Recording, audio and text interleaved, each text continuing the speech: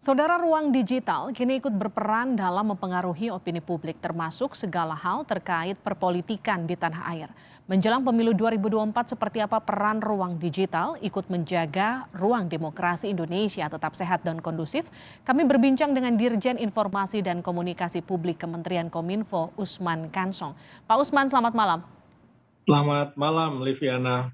Pak Usman, apa saja upaya sosialisasi Kominfo agar ruang digital ikut berperan mewujudkan demokrasi yang lebih berkualitas? Ya, jadi Kominfo sejak 2020 sudah melaksanakan program literasi digital.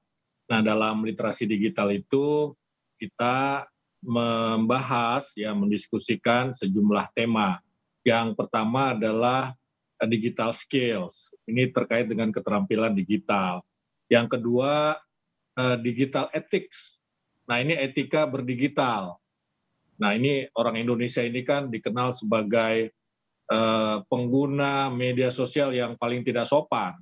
Hmm. Nah, karena itu pendidikan atau edukasi terkait dengan etika ini menjadi penting, ya. Kemudian yang ketiga terkait dengan digital culture. Nah, disinilah pentingnya literasi digital dalam konteks digital culture untuk menjaga ruang demokrasi kita, untuk menjaga ruang digital kita agar tetap demokratis melalui digital culture. Hmm. Dalam digital culture ini kita mengajak masyarakat agar ketika bermedia sosial ini mempertimbangkan atau menjadikan NKRI, Kesatuan dan Persatuan Bangsa, kemudian Pancasila, UUD 1945, kearifan lokal, ini sebagai dasar, ya, sehingga kita tetap bersatu begitu, bukan malah terpolarisasi. Nah, yang terakhir digital safety, kita mengedukasi publik, ya, bagaimana menggunakan media sosial yang aman, yang tidak ada tuntutan hukum di belakang hari begitu, ya, karena ada regulasi-regulasi yang mengatur, ya, bagaimana kita menggunakan atau menyampaikan pesan melalui media sosial. Ya, jangan sampai pesan itu berpotensi misalnya meresahkan, kemudian mengganggu ketertiban umum, apalagi berisi konten-konten yang ya negatif begitu, ya, misalnya radikalisme, terorisme, atau yang bisa memecah belah persatuan bangsa. Nah, jadi yang kami lakukan adalah terutama adalah di sisi hulu, ya, Hmm. ini melakukan literasi digital kepada masyarakat agar masyarakat bisa memanfaatkan ruang digital untuk justru meningkatkan demokrasi.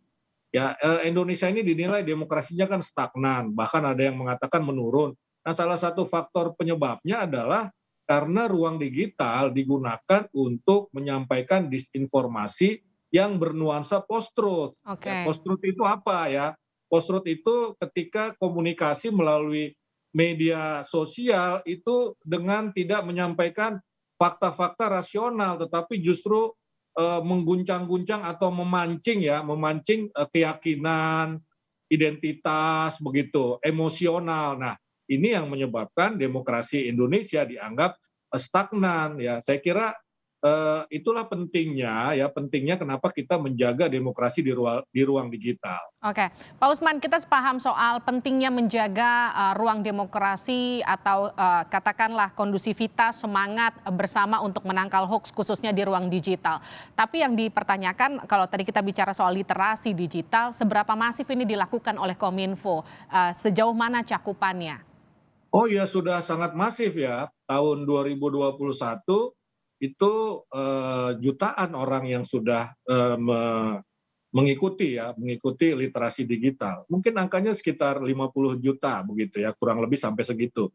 Ya, ini angka yang saya kira sangat sangat besar dan ini akan terus kita lakukan begitu, ya. Karena bukan hanya kepada peserta yang belum pernah mengikuti tapi juga peserta yang pernah mengikuti. Ini kita lakukan juga supaya mereka tetap bisa menjaga ruang digital, ya. Ada updating perkembangan baru yang mesti kita sampaikan ke mereka. Jadi sudah sangat masif ini karena ini merupakan bagian dari transformasi digital yang dicanangkan oleh Presiden Jokowi pada tahun 2020 lalu. Jadi transformasi digital itu bukan hanya infrastruktur tetapi juga peningkatan kualitas sumber daya manusia dalam menggunakan teknologi digital. Oke, Pak Usman, ini ruang digital kan sekarang ikut berperan dalam mempengaruhi opini publik termasuk segala hal terkait perpolitikan di tanah air. Kita tahu sebentar lagi pemilu khususnya 2024 itu hanya tinggal beberapa tahun lagi. Seperti apa peran ruang digital ikut menjaga ruang demokrasi Indonesia? Sejauh mana peran Kominfo untuk mengawas dan juga mengawal ini? Iya, jadi kemarin itu ada pertemuan ya Global Network of Electoral Justice di Bali.